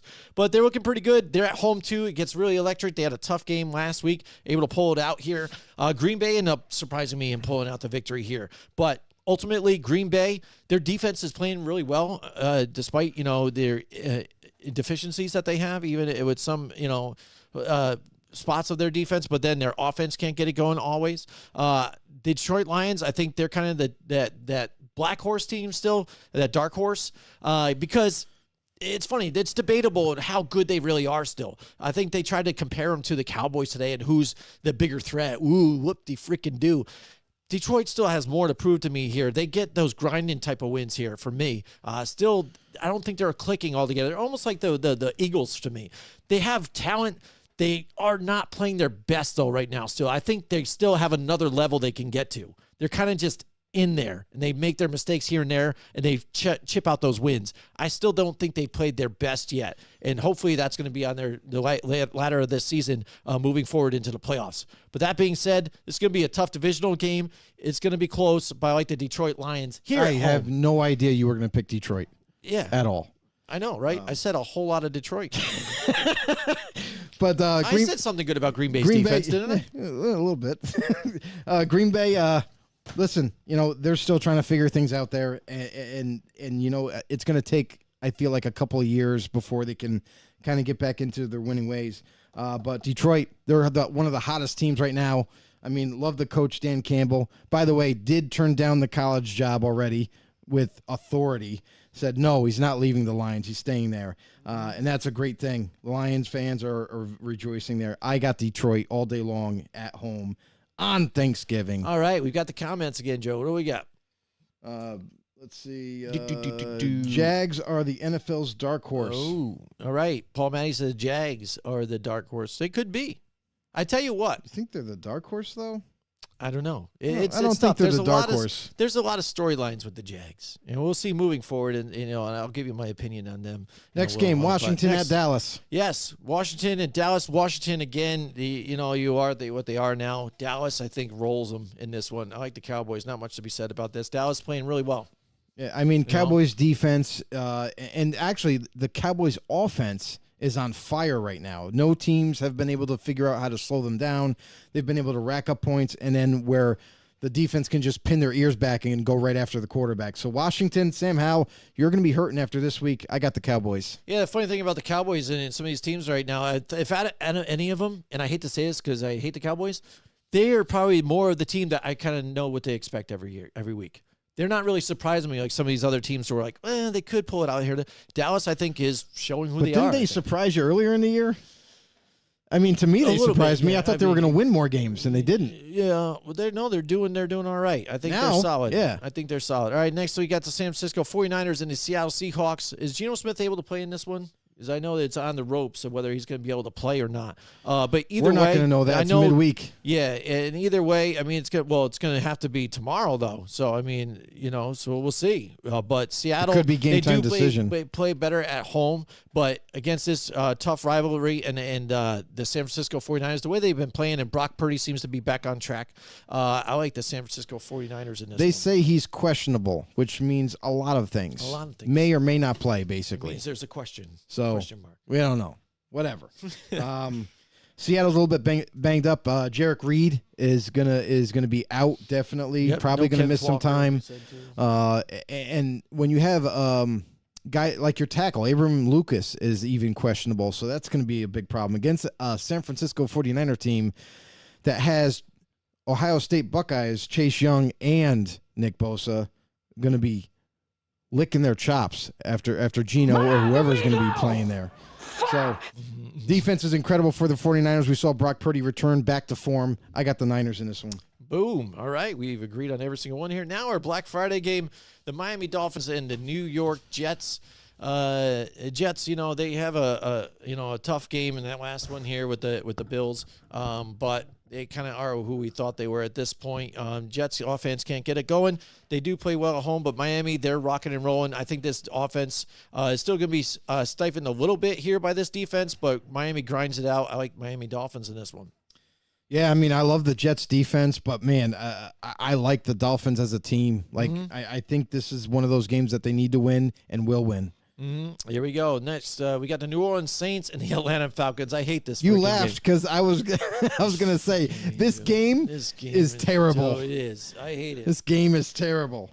It's two teams we don't want to pick right now. yeah, and it's just I don't even know, man. There's just I don't know what to do with any of them. Well, you got the New Orleans is just a mess to me, dude. I just don't get it. And the Falcons are a mess because they don't even know who to play a quarterback. Now Desmond Ridder, it sounds like, is back in the starting lineup. You know what? I think at this point, too, that's one other headline, too, where do you think Arthur Smith is finally done after this year, too? I mean, because once you start doing the quarterback juggle, too, you're just trying to figure out something to get a win. I'll say this. If they don't fire him and they draft a quarterback, that gives him extra time. Because now you got to develop the young rookie. So I don't think Ritter's the answer. We've said this numerous times, but it's like it's time to move on. He is what he is. Yeah, he's gotten plenty of time to show up and hasn't done so. So I don't care the recent success that he's had when he went back in or whatnot, but they're still going to struggle. Offensively, they're going to struggle, and they're just banged up across the board. So with the Saints, at least I know the Saints is pretty healthy. The only problem that you might see is Lattimore might not be there because he sustained an injury, an ankle injury. That might keep him out of this week's game. Derek Carr going through concussion protocol, but he's a full participant today, so most likely he'll be cleared and ready to go. I've said this numerous times about Atlanta. I'm just not going to pick them because they piss me off. Every time I've picked them, they've lost. Early in the season, I was picking them, and they won a couple games for me, and I was like, all right, maybe we got something. And then he just let me down. So I just can't do it anymore. I'm going to go with the Saints on this one. Yeah, I'm going to go with the Saints, too. Just, again, they seem like they show a little bit more promise than what the Atlanta Falcons have been doing as of late. All right, the Pittsburgh Steelers and the Cincinnati Bengals. Browning didn't look terrible when he came in, but, again, they're not great as well. They really got to control the ball with Joe Mixon. I think even that last game, I think they needed to do a little more Mixon. That was the key for everything for this offense. But Pittsburgh, they're kind of on the ropes, too. I think they're going to an have up and to try down team. Fight back in this one. This is going to be a tough game. It's going to be very physical. New I wouldn't offensive expect coordinator. If there's going to be, some fights in this one, I think that I hope so. offensive coordinator change, usually that sparks something different here. So I'm going to go on the air of caution and go with the Pittsburgh Steelers on this one. I don't know, man. I don't like either team, to be honest. I know. This is one of those things where, like, okay, you got a new offensive coordinator, great. Pittsburgh, like, I like their defense. Like Cincinnati, I feel like they might be in jeopardy of missing a couple players. And obviously, like, the quarterback is a big deal. I think that Steeler defense might tee off on that quarterback, and it might be a little too much for him. I'm going to go with Pittsburgh in this one. All right. We've got. Even though I can't stand Kenny Pickett. Yeah, it sucks when you have to do stuff like that, right? I You make a think point why he's terrible, and then also, hey, they're going to win. Well, no, it's just like, honestly, when you take Joe Burrow out of that, like, you even watch in limited fashion, like Downing, he's going to have a full week of working with the first team now leading up to this game, which is going to help him chemistry wise and just kind of getting down everything. But you're a backup coming into this, and you're playing a very tenacious front for the Steelers. I just don't think that bodes well for him. We've got Obi-Wan in the house with us tonight. Hey, there he is.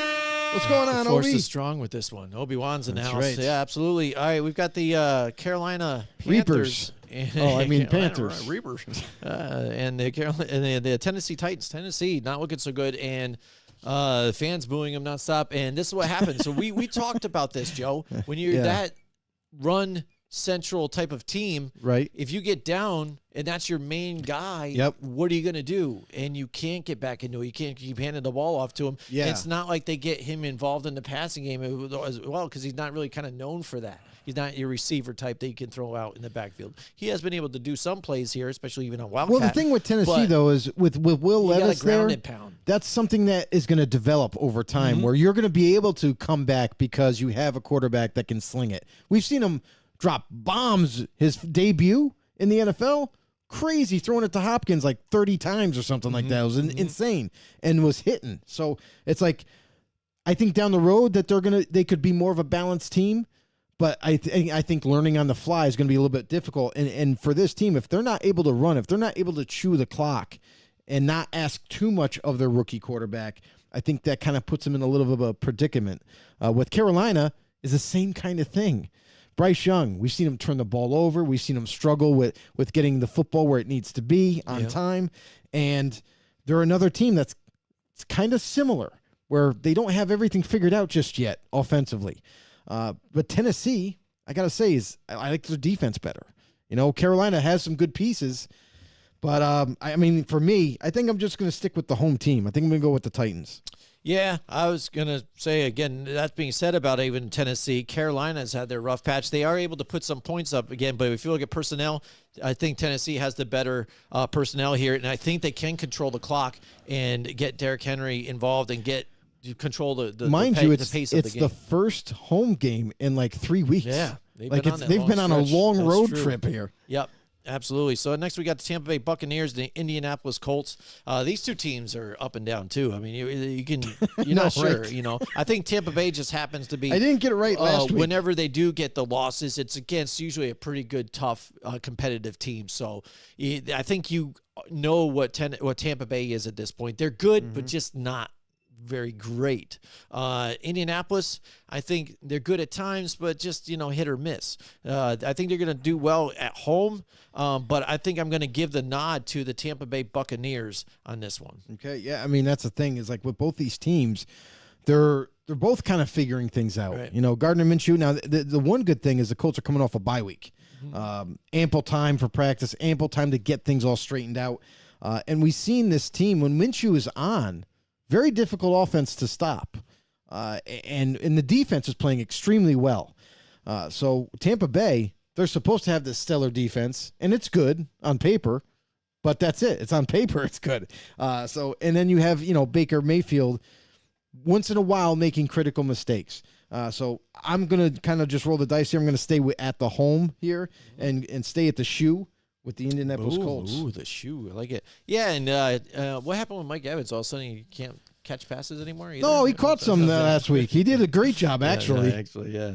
Here we go. And then we got the Patriots and the Sick of Giants. everybody. Wow, man. Is this the shit bowl or what? Like the hell, man?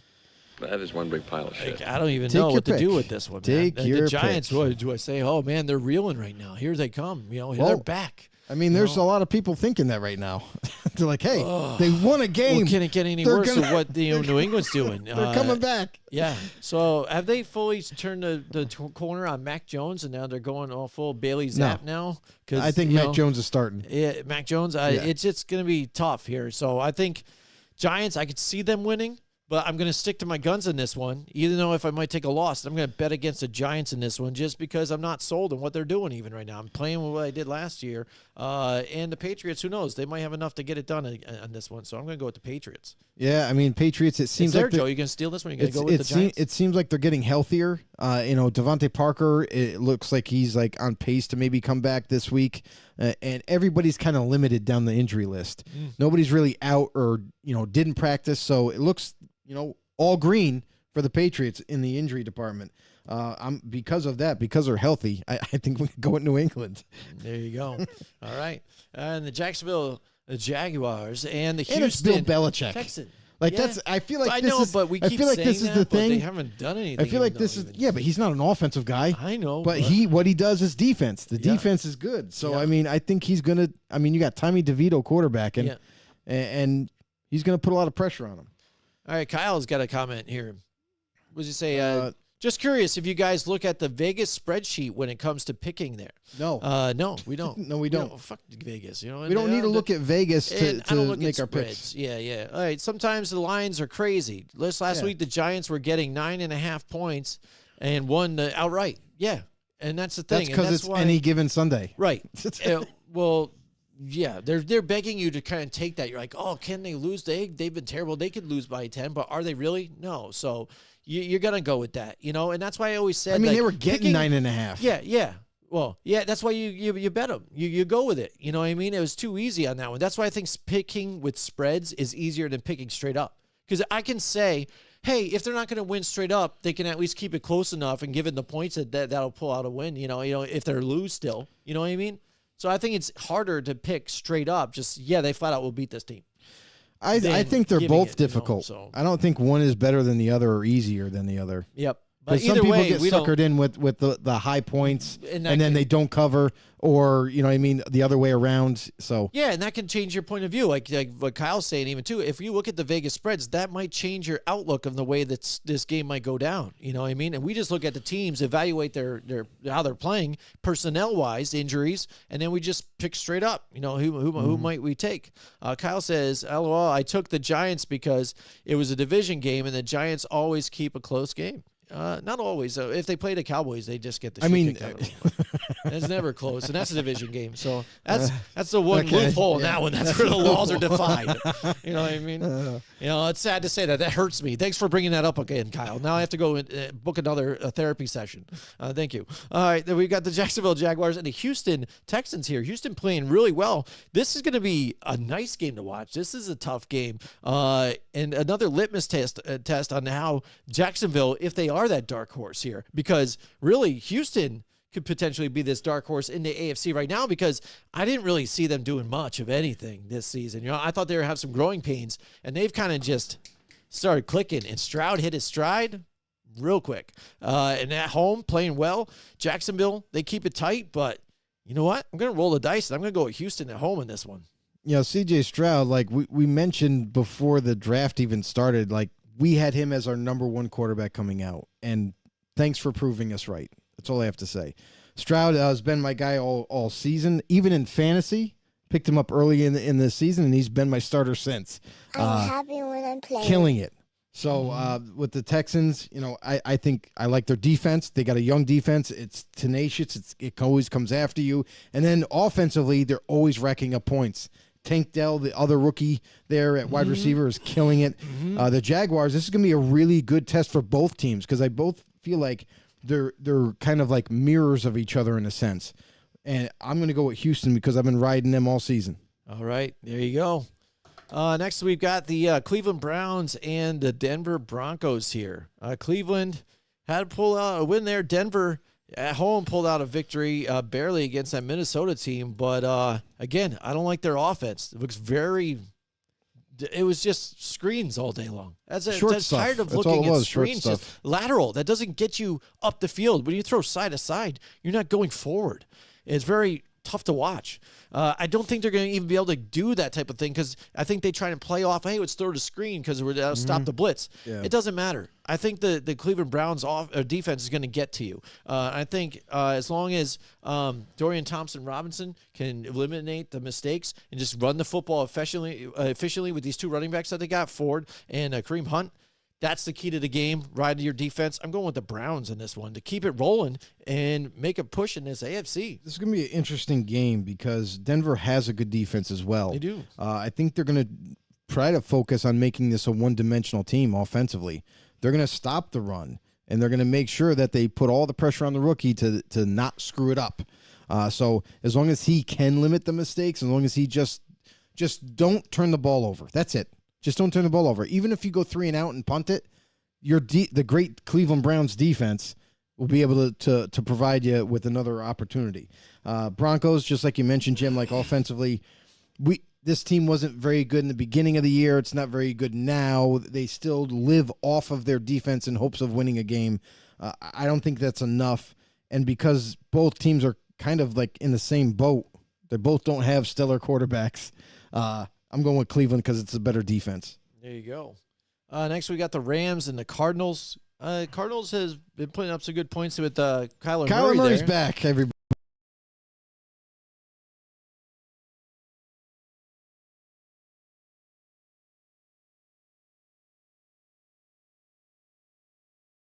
Better, in your guys' opinion, if a team lays down when they are doing bad in the season so they can get a better draft pick?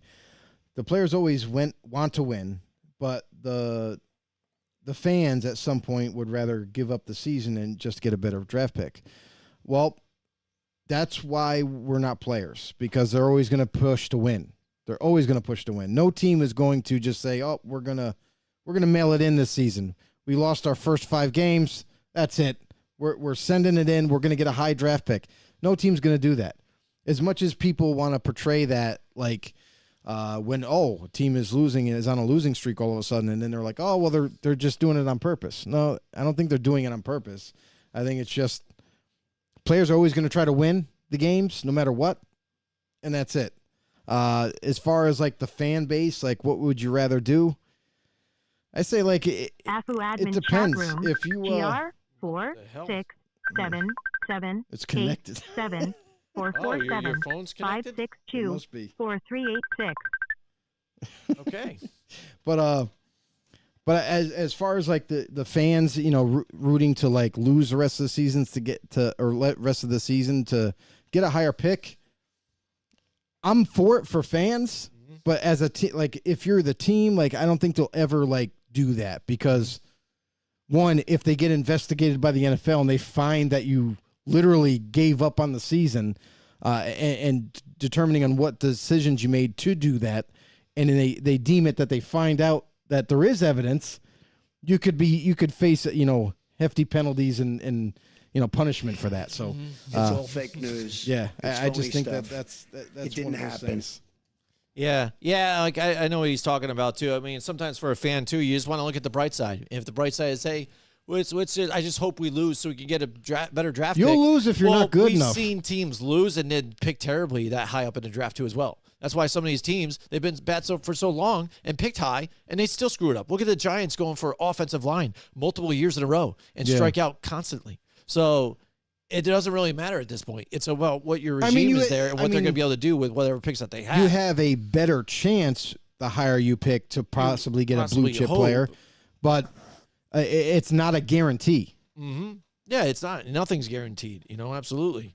Next, all right. So for the picks here, we got the Rams and the Cardinals. Cardinals do play tough, but I think I'm still going to ride with the Rams on this one. Not much to say about this game, really. There's nothing that really delights me in it all. Man, What about you, Joe? Anything I don't know, lighting man. it up here for you? That's the thing is like the Rams to me, like they're not a team that I thought was going to, at this point, this stage in the season, I thought they would just continue to get better. But we've seen them kind of lose games that they should have won and they just didn't. So it like kind of perplexes me, like where are they heading right now? Like you have Cooper Kupp, you have all the weapons, you got Stafford back healthy.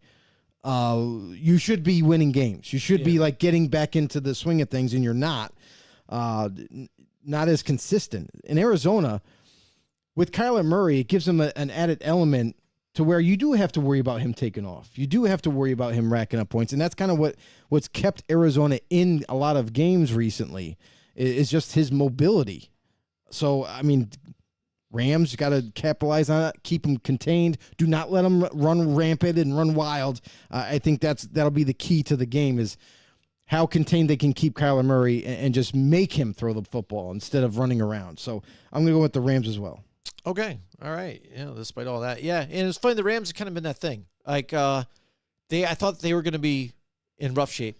They started to get a couple wins to where they're playing a little better than I thought. And now they're kind of coming back down to earth, like what I kind of thought they were. So that's what it's kind of been like for me. The Chiefs now and the Vegas Raiders. Oh, Joe, you got to be excited about this one in a rivalry game. Why am I excited? Well, you get to play the Chiefs. Maybe you think they're not, that good now. They're vulnerable, like everybody's saying that they're, nobody fears them anymore. No one does fear them, them. do they? Do you, Joe? No one fears them. Yeah. So what do you think? You think you guys can pull out the victory now? No. They're not good. We're not good enough. We don't have enough players. What kind of idiotic comment? Shut up, Like this is ridiculous. silly woman. Ridiculous. Antonio Pierce is your guy now. So you guys are clearly going to pull out the victory in this one at home, right? Doesn't make any sense. All right, so no you sense. going with the Chiefs on this one? Yeah, I'm going with the Chiefs. So like, anybody that picks otherwise, crazy. Is a moron. Here you go. Obi-Wan morons. Obi-Wan says Raiders. Raiders. Listen, Oh, I'm a Raiders jeez. fan, and I know that's not going to happen. Oh, man. Listen, the Raiders team is not ready to beat the Chiefs. They were probably a year ago. They could have beat the Chiefs, but not now. I wanted to make sure, unlike most politicians, Yes. that what I said was fucking stupid. Yeah, and that's why we picked the Chiefs on this one, I guess. We'll see. All right, now we got the Baltimore. Not yet, not yet. Not that one yet. Not yet. Not that. I'm rushing it. The Buffalo Bills and the Philadelphia Eagles. Buffalo, yes, they were able to score some more points last week. Changed up, let Josh Allen be Josh Allen. Yes, he was able to scramble out a little more. And I don't know if really Ken Dorsey was saying, we are going to try and keep you in the pocket. Do not do that. I understand them doing But it that looked for different, his didn't it? safety a little bit here, but able to move the sticks and get some yardage here with his legs, which makes him good. Yes, but I think most importantly too, they're able to get James Cook involved too on top of things. So some of that short passing game plus the running game plus Josh Allen moving around, that is the true key here. Those type of different. That's the different Bills' plays. offense. That's what you should be doing, and you see them win without just trying to feed it to Stephon Diggs. You know what I mean? Because we've seen also that too, where they figure Diggs is only the guy that they got to get open and do it to him. But I don't think they need to do that exactly.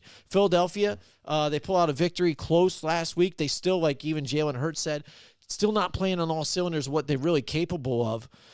But still, I think one of the best teams in the NFL. Buffalo still, I'm not a firm believer. Their defense has struggled since losing Matt Milano, and that's not going to change here. Von Miller past his days, obviously. So I'm going to go with the Philadelphia Eagles here at home. It's tough to win there in Philly. That's what's interesting to me is before the trade deadline, knowing that Von Miller just isn't himself anymore and not making a huge impact, I would have expected them to kind of make a move there to add some pass rushing talent, but they didn't.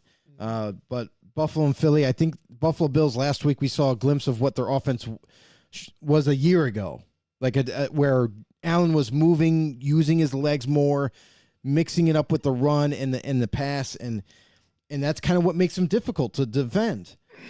Buffalo's defense kind of fed off of that in that game and kind of was all over the place, creating turnovers and what have you. And the Eagles, right now, like they play really well at home. They're tough to beat.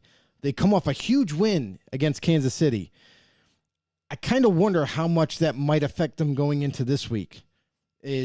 Are they going to keep riding that super high, like, oh, we conquered the Chiefs, finally beat them, and now coming home, are they going to let up at all? Are they not going to be as ready? That is the one concern for me. The Eagles, otherwise, roster-wise, they're just better. Jalen Hurts, still not – that offense is still not there yet. It's just still not there yet. And, excuse me, I think they need to use more of Swift in the running game, a lot more, because he's so dynamic of a player. Get him the freaking ball. Yeah, hopefully they do that this week in Philly, and if they do so, I got the Eagles in this one. All right, Kyle says, first we got Kyle Plunkett says the Raiders, why is it they take everyone's leftovers? Who? I don't know who they took the leftovers as of lately. I don't know. They take some suspect people with you got to remember, Kyle, that there was a little clown that was as a head coach there really, really recently that was taking all former Patriots. Yeah, if that's what true. you're alluding to. Perhaps. But now under a new regime, it's a little bit different. Then he says, I should just come sit with you guys sometime. Sit down. Okay, sure. We got a spot here maybe if you want to. Get cozy. Why not? A little strange, Kyle, but okay. Last All right, we got the Sunday night. Sunday night, we got the Baltimore Ravens and the LA Chargers. Baltimore is going to be the home team on this one. They are playing decently well, but again, without Mark Andrews, that's going to be a pretty good factor, especially in the red zone here. Let's hope that you can get Likely involved in this here, in the tight end spot. But I think the key is to run the football with Baltimore. Chargers, their defense can't, I think, stop Lamar Jackson on this one. I'm going to go with the Baltimore Ravens. Chargers suck. Baltimore's going to win. There you go. Yeah, the end. The end. That's it. Chargers are done. Cook them. Baltimore Ravens have been so impressive throughout the season. Even with this new wrinkle of offense, Lamar Jackson's been doing what he needs to do, what he's expected to do, and they're able to rack up points and then just lean on this crazy defense of theirs. Yep. All right, next, finally, Monday Night Football, November 27th. The Chicago Bears and the Minnesota Vikings divisional game. Chicago, I think, will play this one tough. I feel like this is going to be a close one. Right. But, I mean, for me, I think Minnesota bounces back in this week. I agree. I feel like Josh Dobbs and company with their defense, I feel like they're going to do enough to end up winning in the end. I agree. Same thing again. Dobbs is just going to learn more of the offense. He's really controlling it well, and the teammates love him too. I mean, I think it's a perfect situation for the jump into. I think it's going to be rough for Chicago. So. One other thing before we go. Sure. Joe Flacco got signed, everybody. Yes, you see that? Yeah. Joe Flacco got signed. He's on the practice squad for the Browns. So I wonder, I'm just curious, like, because they're a team that is still in the mix, or still is pushing for the playoffs. How fast can he learn the playbook? Is their mindset, bring him in, have him learn the playbook, get him acclimated on the practice squad and everything, and then maybe Flacco comes back to go against the Ravens. The Ravens. His former team. We'll see if he can take him down. We'll see. Joe Flacco awesome. hasn't looked like that Flacco of that one Super Bowl run. It would be so awesome. we shall see. All right, so thank you so much for joining us tonight. We really appreciate Thanks, you guys. Like you said before, make sure you guys subscribe to the show. It's really easy to get to. Like Kyle said, takes a couple seconds. Anybody you know that loves football, spread the word. Spread it. Yeah, absolutely. Take their phone and say, hey, I want to show you something. Actually, and all of a sudden just subscribe to our show with their phone. Just take It's their not- phone. It's Don't give it not back. Just crazy take or a anything. phone. That's not wrong. Just do it. Go to the bar and just do that. Take everybody's phone at the bar and just do That's it. right. It's a- Just it's a say, fun can thing. I borrow your phone? I need to It's make a phone giving. call. It's giving. We're Thanksgiving right now. So thank you so much Happy for joining us. I Thanksgiving, hope you y'all. guys enjoyed it. Have a happy Thanksgiving, Black Enjoy. Friday. Enjoy the games, and we will see you guys next time. Join us next week from 8 till 10 Wednesday night for more Football on the Know with Jim and Joe.